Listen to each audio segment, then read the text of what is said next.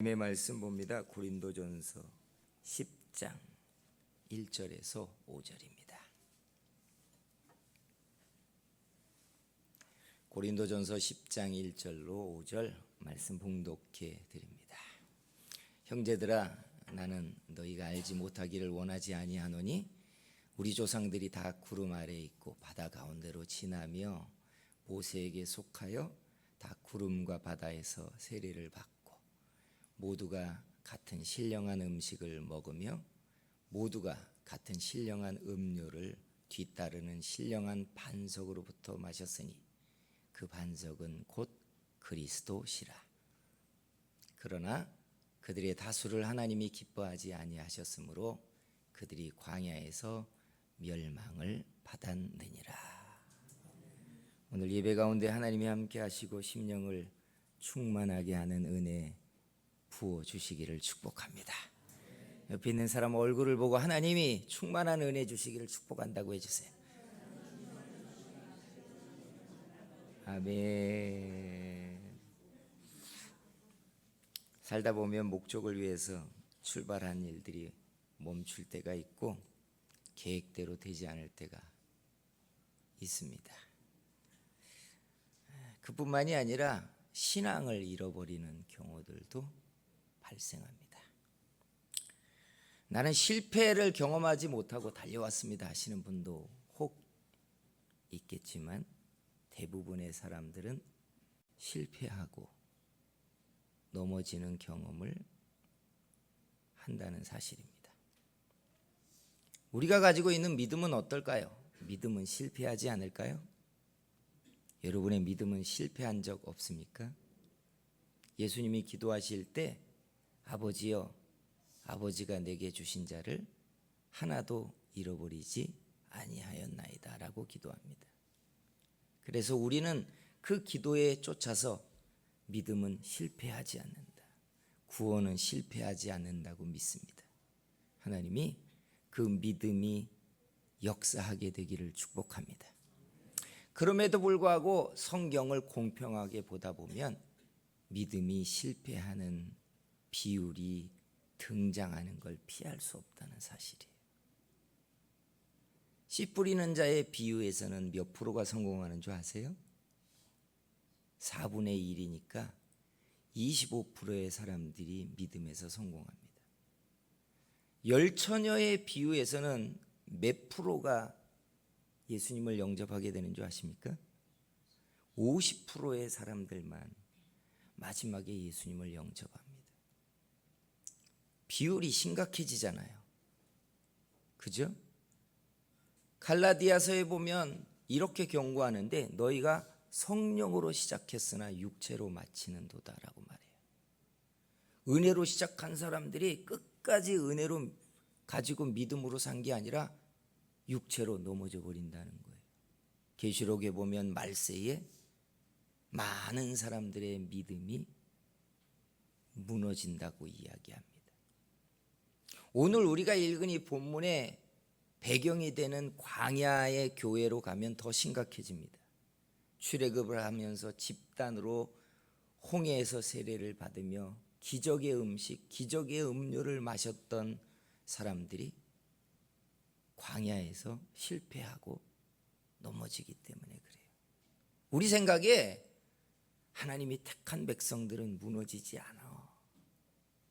이게 맞지만 결과로 보면 놀랍게 믿음으로 시작했지만 무너지는 비율이 성경에 등장한다는 거예요. 그래서 복음주의에서는 이걸 어떻게 적용하냐면 사실은 무너지는 사람들은 처음부터 진짜 믿음이 아닙니다, 이렇게 해석하고 맙니다. 그래서 오늘 우리가 주목해 봐야 되는 게 바로 이거예요. 우리가 지금 광야의 교회 같은 시간을 지나고 있다면 우리는 넘어지지 않을 수 있는가?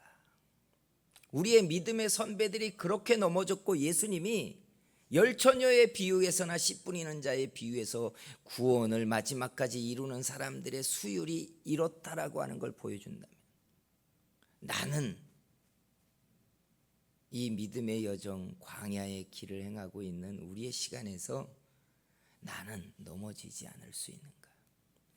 수요예배 설교를 하고 나서 이 고민을 깊이 하면서 목사가 이 설교를 준비했어요. 사랑하는 성도 여러분, 저와 여러분의 이 믿음의 여정이 끝까지 승리하게 되기를 소원합니다. 그래서 봐야 될 게 도대체 광야의 성도들이 왜 실패했을까?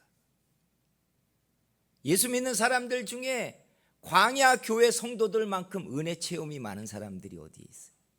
그죠? 오순절 때 성도들은 집단 성령을 받지 않았습니까? 라고 말할 수 있지만 여러분, 광야 교회 성도들이 받은 은혜 체험을 비교하면 그 같은 사람들이 없어요. 바다를 갈라 하나님이 홍해를 건너며 세례를 받게 했죠. 하늘을 열어 매일 새벽마다 만나를 먹지. 반석을 깨트려 신령한 음료를 먹게 했지. 고기가 먹고 싶다고 땡깡을 한번 부렸더니 남아프리카 쪽에 있는 메추리 떼를 불러다가 한 달 동안 고기를 먹게 만들어 주십니다. 그리고 여러분, 시내산에서는 어떻게 했어요? 하나님이 직접 임재하는 경험을 해버려요. 그죠? 이런 경험이 어디 있어요? 오늘날 말이죠, 한국교회 어떤 곳에서 이런 체험을 성도들이 하고 있다고 해보세요. 얼마나 대단한 열심과 뜨거움이 나오겠어요. 한때 여러분, 사이비 같은 사람들이 예수의 이름으로 아말감 이빨이 금이빨로 바뀔지어다 이렇게 가지고 아말감이 금이빨이 됐다는 거, 그거 하나 가지고도 얼마나 많은 사람들이 기사가 일어난다고. 거기에 사람들이 몰려가는 줄 아십니까? 그놈의 이빨 하나가 변하는 게 뭐라고? 만나 먹어봤어요? 아니잖아요. 하나님의 임재의 그 뜨거운 현장을 본 적 있나요? 못 봤잖아요. 그런 체험을 했는데도 불구하고 사람들이 광야에서 시험에 들고 넘어졌어요. 신앙 참 만만치 않습니다. 그저 하나님이 책임져 주시겠지, 이 믿음을 갖는다면 정말 좋겠지만 혹 시험에 들거나 넘어진다면 오늘 하나님이 우리를 든든하게 붙잡아 주시는 시간이 될 줄 믿습니다. 그들은 왜 실패했을까? 광야의 성도들이 무너졌다면 무너진 핵심 사유가 뭘까? 첫 번째가 원망 때문이라고 성경은 말해요. 신명기나 민수기를 읽어본 분들은 아시겠지만 이스라엘이 광야에서 몇 번 원망했다고 카운트 되어 있는지 아세요? 10번을 원망했대요. 10번.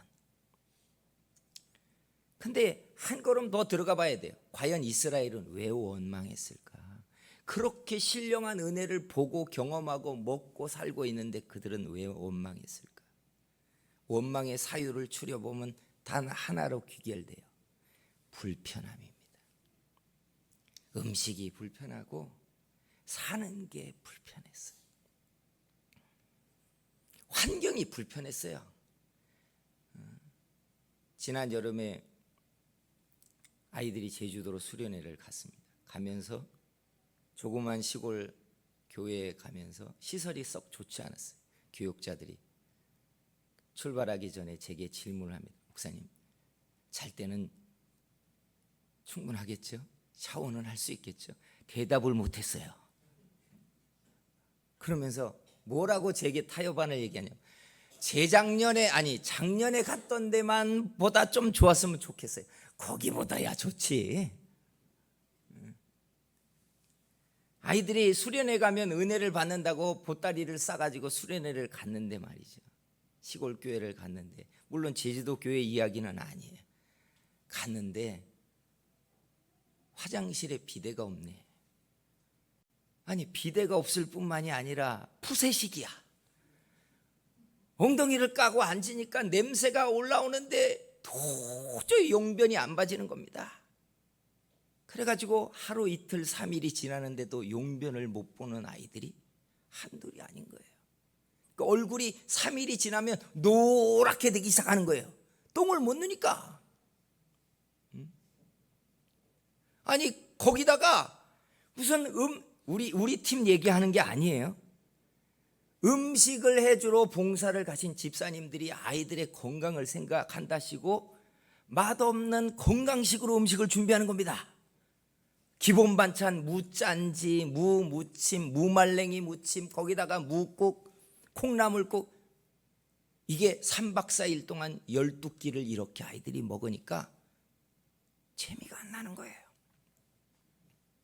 그리고 집회를 끝나고 잠을 자러 들어왔더니 한 방에 12명씩 자네. 12명씩 자는 거예요.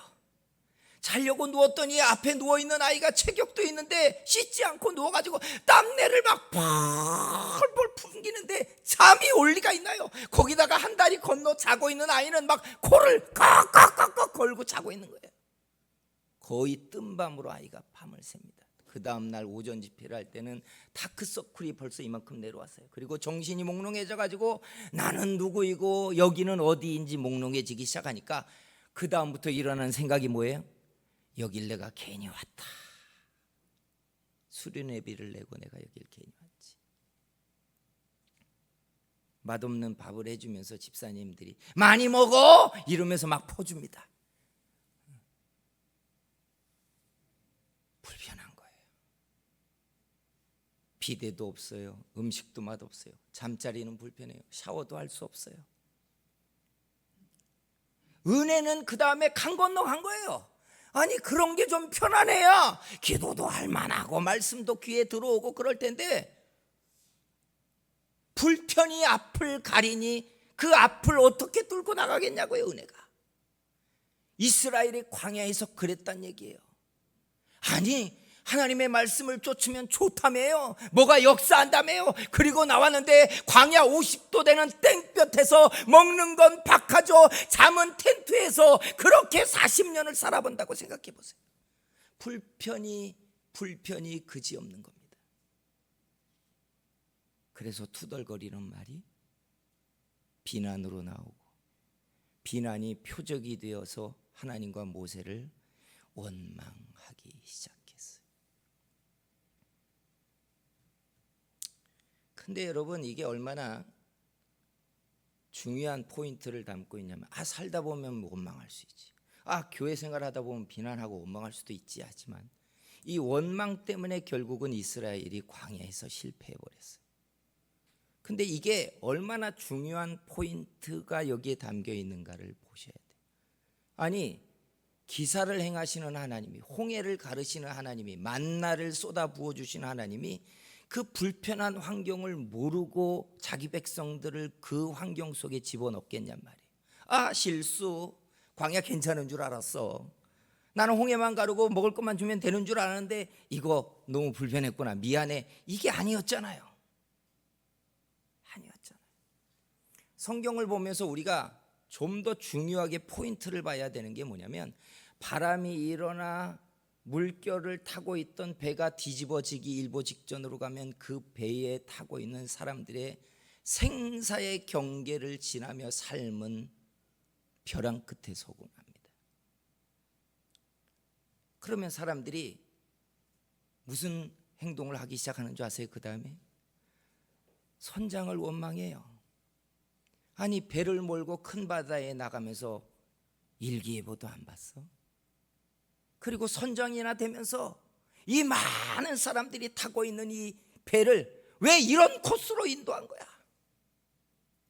문제가 발생되는데 그 키를 잡았던 사람을 비난하고 원망하기 시작해. 그런데 여러분 우리가 성경을 보면 보이는 그림이 뭡니까?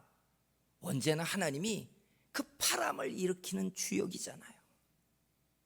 그 바람 때문에 배가 일렁이고 그 배 안에 있는 사람들이 위기를 만나고 뒤집어지는 건 바람을 일으키는 하나님의 의도였어요. 환경 때문에 사람들이 고난을 당하고 대적으로 인하여 뒤집어지는 건 하나님의 의도라고요, 언제나. 그런데 우리의 눈에는 뭐만 보여요? 바람이 이는 그 코스로 배를 몰고 나온 선장의 미련함만 보이는 겁니다. 대적으로 인하여 내가 고난당하는 그 대적의 나쁜 놈만 보이는 거예요. 예수님을 누가 사형 판결 내리죠? 누가 예수님을 죽게 합니까? 눈 뜨고 말해보세요. 누가 예수님을 죽게 했어요? 본디오 빌라도잖아요. 그런데 보세요, 성경의 시각으로 본디오 빌라도가 예수님을 죽입니까? 맞아요, 안 맞아요? 아니에요. 예수님은 대속의 제물이 되시기 위하여 하나님의 뜻대로 정한 운명으로 오셔서 죽으셨어요. 그 판결을 본디오 빌라도가 그 법정에 앉아서 그가 그 역할을 했을 뿐이에요. 그런데 천하의 역적 본디오 빌라도가 우리 주님을 죽였다고? 이게 맞아요, 안 맞아요? 안 맞는 거예요. 본디오 빌라도가 그 자리에 없었으면 예수님이 살았나요? 아니잖아요. 그러니까 여러분, 사람들이 비난하고 원망하는 게 안 맞는 거예요. 하나님이 나를 다루려고 대적 앞에 세웠고, 나를 깨뜨리고 고난당하게 했고, 나를 기도의 자리로 끌고 가게 하기 위하여 문제를 일으켰는데, 우리는 문제를 들여다보고 내가 왜 그런 선택을 했는지, 내가 왜 이런 사람을 만났는지, 내가 왜 이렇게 대적 앞에 고난을 당하고 이런 시대를 만났는지라고 이야기하는 거예요. 사랑하는 성도 여러분, 세상의 주권자는 하나님이십니다. 믿으십니까? 그래서 주목해야 되는 게 이거예요. 하나님이 우리를 기뻐하시고 내가 믿음으로 사는 걸 하나님이 받으시면, 하나님은 내 옆에 있는 원수라도 화목케 하셔서 내 편이 되게 하시고 나를 일으켜 놓을 줄 믿습니다. 그래서 여러분이 평생 주목해 봐야 되는 게 바로 옆에 있는 사람이에요. 여러분 옆에 누가 있어요? 난 혼자인데요. 이럴 수도 있지만 잘 보세요. 하나님이 여러분을 기뻐하시고 여러분이 믿음으로 산다면, 여러분 옆에 있는 사람은 하나님이 여러분을 축복하고 세우기 위하여 하나님이 주시는 힘이고 팀입니다. 믿으십니까? 그런데 반대로 하나님이 내 믿음이 하나님 앞에 불법을 행하고 하나님께 거역해서 나를 징벌하고 깨트리려고 한다면, 여러분 누구를 동원할 것 같아요? 지나가는 사람이 나를 칠 것 같습니까? 아니에요. 내 옆에 사람이 나를 끌어내리기 시작해요. 아담을 누가 무너지게 해요? 하와가 무너지게 했어요.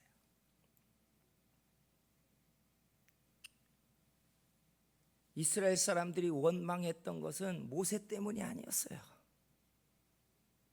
환경이 아니었다는 얘기예요. 결국 이 불편함을 통해서 하나님이 원했던 것은 그 속에 그들에게 진정한 믿음이 있는지, 진짜 하나님을 바라고 의지하고 있는지, 그 믿음의 카드가 진검으로 꺼내어지는지 하나님이 보고 싶었던 거예요. 근데 그 믿음을 끄집어내는 게 아니라 모세를 원망하고 하나님이 해준 게 뭐가 있냐고 하고, 이렇게 살아서 뭐가 좋겠냐고 하고, 광야의 온갖 생불편에 대해서 입에 달고 원망을 시작하니, 사실은 원망이 그들을 망하게 한 것 같지만 한 걸음 더 들어가자면 원망은 자기들이 믿음 없는 사람이라는 걸 그냥 증명했을 뿐이에요. 사랑하는 성도 여러분, 여러분의 인생에 대적이 일어나고 주변의 사람이 여러분을 끌어내리고 편이 되어야 될 사람들이 여러분을 긁어서 상하게 하고 여러분을 주저앉히고 있다면, 그가 나쁜 놈이어서 그렇다고 단순하게 생각하지 마세요. 하나님이 내게 경고하고 있는 거예요. 예배당에 나와 진짜 엎드리라고 요구하고 있는 겁니다. 진짜 믿음을 행하라, 믿음의 카드를 끄집어내라고 요구하고 있는 거예요. 사랑하는 성도 여러분, 비난과 원망은 내가 믿음 없는 사람이라는 걸 보여주는 장면들이에요. 하나님이 우리의 주인인 것을, 우리의 인생의 주권을 쥐고 움직여 가시는 분인 것을 여러분들이 믿으시기를 주의 이름으로 축원합니다. 두 번째, 이스라엘 사람들이 실패하고 망했던 가장 커다란 이유는 성령으로 시작했다가 그들이 육신으로 돌아갔다는 거예요. 시작할 때 그들은 하나님의 기사와 표적을 보며 뜨거운 은혜로 시작했어요. 홍해를 건넜을 때 어떻게 했는 줄 아시죠? 미리암이 앞서서 앞치마를 들고 펄럭이면서 춤을 추니까 조그만 북을 든 소고를 치는 소녀들이 소고를 치기 시작했고, 둘러서서 여자들이 찬양을 하며 노래하며 얼마나 충만한 은혜로 감사했는지 몰라요. 은혜로 시작했어요. 은혜로 시작했다고요. 그런데 시간이 지나니까 은혜가 싹 사라지고 사람들이 인간적이 되기 시작하고 육신적인 행사에 빠져들어가기 시작했어요. 빌립보서에 우리의 시민권이 하늘에 있다라고 얘기해요. 여러분, 이 말이 뭔 말입니까? 여러분, 우리는 이 육체는 세상에 속하여 세상법을 적용하며 살지만 우리의 영은 하나님께 있다는 거예요. 즉 우리의 영은 하나님의 법대로 산다고 한 줄 믿습니다. 우리의 영은 하나님의 법을 쫓아 살아야 되는 거예요. 근데 여러분, 믿음이 충만하고 은혜가 충만하면 내 영이 하나님의 법으로 삽니다 하면 아멘 하고 말씀을 쫓아 행하는데, 은혜가 떨어지면 그게 뭐야? 내가 육신에 속하여 세금도 내고 세상에서 돈 벌고 세상에서 내가 어울리면서 내 삶을 꾸려왔는데 하고 세상이 점점 더 커 보이기 시작하는 거예요. 그래서 급기야 하나님의 말씀과 세상의 법이 충돌하면 말씀을 뒤로 미루기 시작해요. 육신의 법을 앞세우고 세상 법을 앞세우면서 하나님의 법을 물리기 시작한 광야의 이스라엘이 그렇게 무너졌어요. 여러분, 우리라고 다를 것 같아요? 은혜가 떨어지고 심령이 메마르죠? 그러면 세상이 훨씬 커 보입니다. 그리고 하나님의 복을 돈의 가치로 언제나 평가해요. 신령은 보이지 않아요. 육신이 뭘 가지고 있는가만 자꾸 평가하기 시작해요. 사랑하는 성도 여러분, 우리요 광야를 지나며 하나님의 은혜로 끝까지 살지 못하면 우리도 무너질 수 있어요. 오늘 하나님 앞에 믿음을 굳세게 하고 담대해지시기를 주의 이름으로 축복합니다. 더불어서 하나님이 기뻐하는 믿음의 사람이 되셔서 하나님이 원수라도 화목하게 하시고 여러분 주위의 사람들이 여러분을 세우고 번성케 하는 하나님의 축복의 도구가 되게 하나님이 해주시도록 살기를 소원합니다. 기도하겠습니다.